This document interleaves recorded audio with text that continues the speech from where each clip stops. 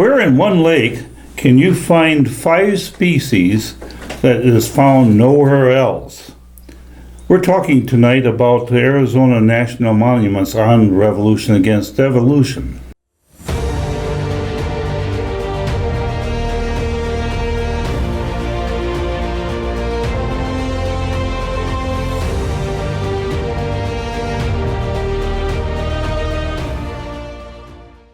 I'm your host, Doug Sharp.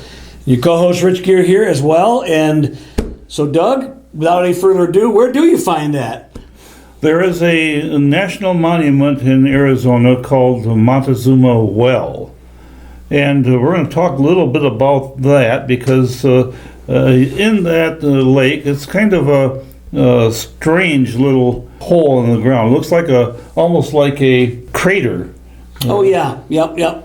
And there's a lot of different, it's near Montezuma Castle, which is just down the road from it. Okay. But Montezuma Well also has some cliff dwellings around it. So it's kind of an interesting little spot. You can find in that well 5 endemic species. That's species that are found nowhere else. The one is called a spring snail. The second one is the special water scorpion. The third one is called the Hylalella amphipod. What is that? Yeah, well, it's kind of a bug. Okay? It's a bug. So these are all little things so far. Okay, go ahead. Then there's a Motobedella Montezuma leech. Okay. Then there's the diatom algae. And they form a 5-fold chain of things that are eaten.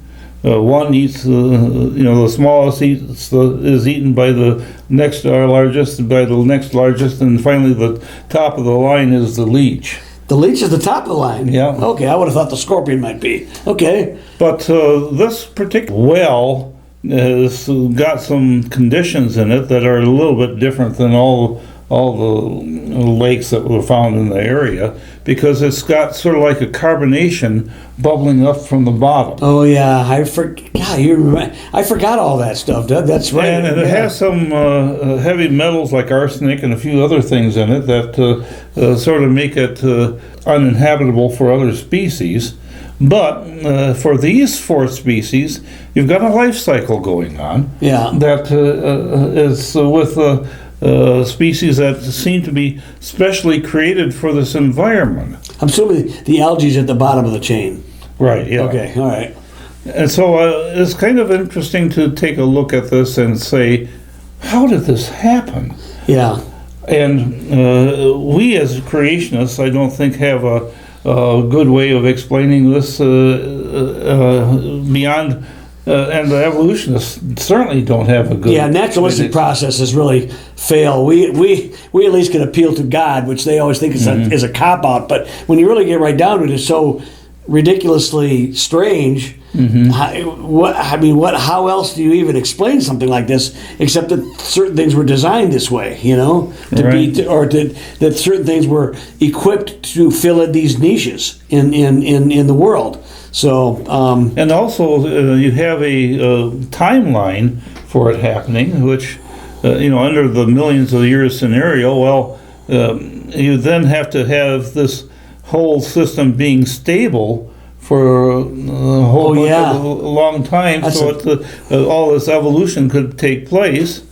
And we as creationists believe in a sort of evolution using epigenetics, where you have species adapt based upon created alleles in the genome. Stuff that was already in the genome, not stuff that just magically appeared because of time and mutation or something like that. Yeah. Okay. And that's a problem that we have to solve in these particular cases of where you find unique creatures that look like they're specially designed to do what they do. If you take any one piece away, how did all 5 of them evolve together into this at the same time? Yeah. So it's a question I don't have a lot of answers for, but I think that to explain it in an evolutionary scenario makes it even a whole lot harder to explain.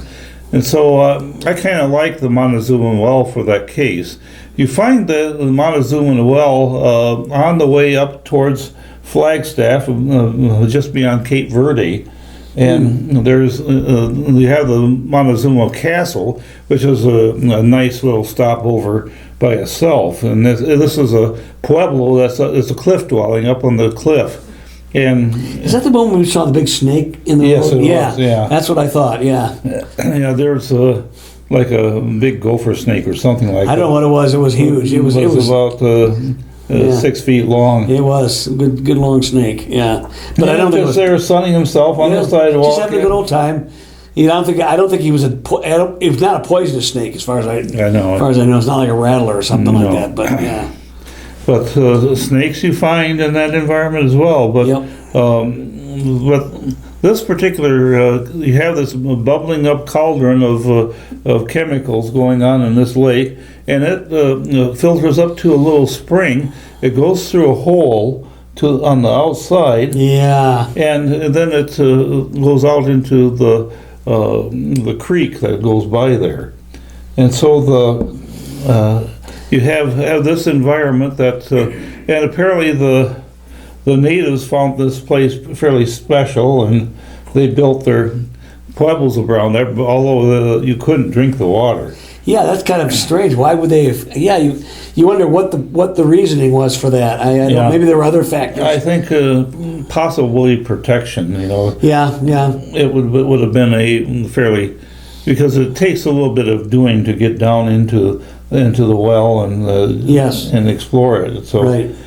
So it, by its proximity to the cliffs, it makes it a bit of a project to get to it. But all of those cliff dwellings are like that in some respects. They're set up on sides of cliffs and in sides of mountains, not mountains, but cliff sides.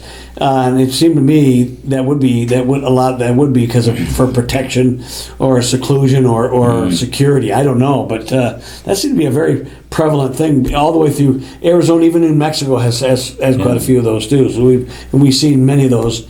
Doug and I have gone to a lot of those over the years and seen them. So Doug, what else we want to talk about here? Well, these are going to be all short little chapters in my book. Okay. It's not Revolution Against Evolution, but it's Don't Let Your Geology Mess Up Your Theology. Yep.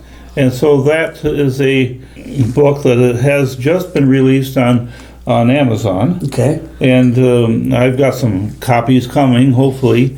Yeah, surely. And so that's going to be fun to see how that all comes about. I've got some people ordering it already, so I got to actually increase my order a little bit. Oh, that's good. So that's and if you want a copy, you can just visit, search for "Don't Let Your Geology Mess Up Your Theology" on Amazon. You should find it. There's nothing else like it. I don't think so. No. So it's quite a nice. If anything, Doug, it's a nice coffee table. It's got beautiful full color pictures in it all the way through it. And it gives you a guide to different areas in the Arizona and Utah and New Mexico area that we've visited. And aside from the beautiful eye candy, as we like to call it out there, it gives you all a lot of the reasons in geology why the creationary scenario is much more explanatory of what we see out there, from folded strata to interbedding to everything else, so. We're going to talk about 5 or 6 spots in this particular area, the Montezuma Well and Montezuma Castle, just a couple of them. Yep. But there is, near Flagstaff, there's 3 national monuments, all within a day's drive of each other. So you could take a nice leisurely day and go to Walnut Canyon, explore Walnut Canyon for a little bit, then go to Sunset Crater, and then go to Wupatki National Monument. And they're all within the same area, pretty much. And so it is, but I like Walnut Canyon a lot because what it shows, it's a deep canyon and it's got a lot of pueblo dwellings in it, and so that's the main interest from the National Park Service standpoint. But if you take a look at the walls of those canyons, they're all cross-bedded. Oh, It really? looks just like the checkerboard mesa in Zion National Park. And where you have all these angled crossbeds that goes this way for one layer, and then it goes this way the other way. Oh, yeah. This way the layer on top, and this way the layer on top. It goes for hundreds and to 1,000 feet of all these layers of strata laid down by water action. Yep. And they tried to explain this away with frozen sand dunes. Oh yeah, I mean, well, Doug, the thing about it is they do not like the idea. We know that, and we've talked about this over the years. Do not like the idea that catastrophism, i.e., Noah's flood, could explain these things, because then they have to recognize the biblical text has historicity to it, that it's factual and it's not just some allegory or mythological statement. But yet, they oftentimes, Doug, in many of these scenarios, they will appeal to local catastrophes. They will appeal, and frozen sand dunes. That seems, wow, that's out there. Anything to not let a biblical explanation come into the door. And if you go to Joggins, where we went, I went with Larry Perrio and even Juby one time. Yep. You can see these cross beddings and going up for like 18,000 feet, because the strata are tilted, and then it's sheared off flat for hundreds of miles. Yeah. And so it shows that when the layers were laid down, to just accumulated like that. Then there was an event where this whole scenario tilted, and then zoom right off the top. So you have the runoff of the flood, Right. just creating that. When do you think that part would that be right? With the runoff after the flood was over, or is that right in the middle during? It would have probably been right afterwards. You have the sediment laid down, and then you have the another event where it ran off. So you can only guess. All the mechanisms that would have taken place during the that hydrologic, time. stuff that's going on. But So that's for a chapter down the road. yeah, So we won't we'll get into that give you tonight too much. Yeah, a vignette of Little that. So Walnut Canyon exhibits a lot of that, and you can explore that. There's a little loop that you go around. It takes you down in the canyon. It's kind of a little hike down there to the where but it's like an island. Where there's a butte that's sticking up right in the middle of the canyon. There's an oxbow that goes around like this, and then it's got this butte like that, and then all the cliff dwellings around this butte. Oh, okay. I don't think I've been. Have I not been? Have I been? I don't think I've been to this. You may not have been. Yeah, I went there with Linda and my grandkids. Okay, yeah, I don't think I've been there. You can see the cliff dwellings right up close, because they're all on the side of the mountain that you're climbing around. And so it's probably 500 feet down to the bottom of the canyon, and another 500 feet up to the top of the canyon from where you're... It's remarkable, the building, how they built these things, Yeah, it was a different time, and you have people who were fairly intelligent doing these things. And you have to remember that, you have, after the flood, people lived a long time, and they had all the knowledge that was carried with them on the ark with Noah and his sons, right, and his family. And so these people who were descendants of Noah and his family lived a long time, and although a lot of them were forced into living into primitive conditions, civilization was still quite advanced at the time. Well, the knowledge was advanced. It's just, it's when you're starting from scratch, which they would have been in migrations and different things happening post flood. You would have had all kinds of each migration, each calamity, each whatever. Even a local earthquake or a flood or they could scatter you to the winds. You got to start off. They were doing it over and over again, in those first few hundred years. But still, even after that, they built up in the Middle East quite quite effectively. They built up quite a remarkable array of civilizations and cities and towns. Yeah, obviously the Tower of Babel was one of them. correct. Yeah, yeah. And so that would have taken a bit of technology. You had the pyramids appearing a little bit afterwards. Now, but anyway, there's a lot of that you have in the cliff dwellings. How do they get here? Unanswered questions. I'm actually good with unanswered questions because it just shows that there's so much more knowledge out there that we don't understand. We just don't know. And if you think you know, and you think you have a scientific explanation, you really are only guessing the same way we are.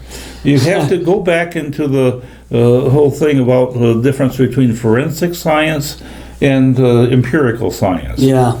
Empirical science, you can see it in the present and do experiments on it and work with it, and you can verify it. But if you're talking about something that happened in the past, you only can take the fragmentary evidence that you have and make up a story about it. Yeah, the only way you can get to things in the past directly is through direct eyewitness. Somebody tells you what happened. You know, and of course even that can be skewed, of course, but that's the best way to get to the past if you don't have, because otherwise you're interpreting the past from the present. You have to do that. And we're trying to show that you can start from the biblical premise. Genesis 1:1. My book starts with Genesis 1:1 and says that if you can either believe this or you don't. And in the beginning, God created the heavens and the earth. And if you do believe it, then this narrows down the path of where you can find truth. Truth is really only something that's on a narrow way. You can't go the broad way and embrace everything as truth because it doesn't work. Right. And it's like the fellow who wants to say, well, your truth is for you, but I have my truth, and that's different. Well, but truth, you say the truth is relative.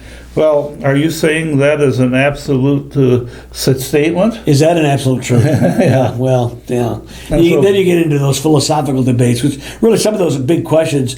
Right now when we talk about geology or cosmology or biology or anything, we're trying to remove obstacles to faith, really, because none of these things in and of themselves will prove the biblical text is true. That's a hard issue, Doug. Mm-hmm. It's a hard issue and a heart issue. But the point of it is, these can be stumbling blocks. And so your book, Doug, I think is a very useful tool to help remove some obstacles. Say, look, what about this or what about this? Doug and I don't pretend to know every answer to every question. We just don't, because nobody does, and neither do these supposed experts. Many times they use ad hoc explanations to explain things after the fact that don't live up to what they thought was going to happen.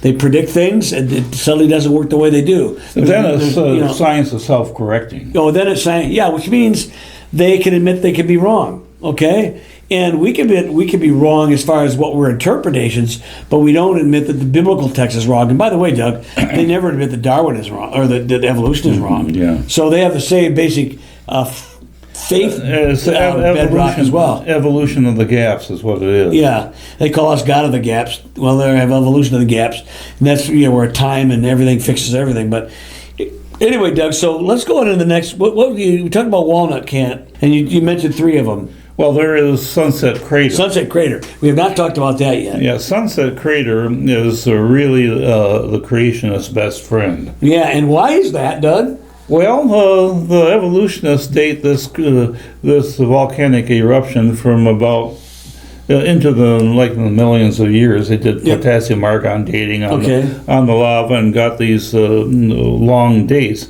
that the Hopi Indians have records of the eruption. Oh, and when was this? It was about 800 years ago. About 800 years ago, okay. And so they had very well-known written records of that particular event, and so this was a problem that they point out. And even at the National Monument, I found a book there, and you've got it now. It's called Red Record, White Lies. Oh, Red Earth, White Lies. And Yeah. Vine Deloria is the author of that, but it takes the Native American stories and shows that what this guy is trying to show is that it's the Native American stories that are true, and the Bible. He's trying to tell you this is not substantiating the Bible, but everything in the stories seem to substantiate the Bible. Right. Yeah. Yeah. And so it's really a interesting thing to contemplate, this particular volcanic eruption, and that it happened. And it looks like it just happened. If you go there, the lava is just like a whole field full of clinkers. And so Clinkers. clinkers are remnants of when you burn coal. You haven't heard that term before? I have not heard that term, or if I have, I've totally forgotten it. Well, when I was growing up, our home was the only home on the block that had a coal furnace. Oh, is that right? Yeah. Wow. I've never seen one of those. A coal furnace. Okay. Yeah, coal furnace. Well, and we would have to feed the furnace and then clean out the clinkers after everything was spent. The ones that didn't burn. Yeah. The pieces that, okay, all right. They're called clinkers. The clinkers, yeah. Okay. I've heard of clunkers, but I never heard of clinkers. Bad. Well, now you learn something I just there, learned Rich. something. All right. All right. So there is, and then, it takes you maybe, you can spend an hour at the Sunset Crater and see practically everything you need to see. There's Right. a big mountain up in where the eruption took place, and then you can see all the lahars. Lahars are where you have the flow of lava coming out from the volcano, and they create rivers of lava, and so that's you can see where they all went, and that's something that happened 800 years ago, or according to historic records, which really trump anything prehistoric. Oh, yeah. Or anything that you find scientifically. Sort of like if you go to the Lansing Wall and dig up in the concrete and go underneath and try to find out what was there before the Lansing Wall. Well,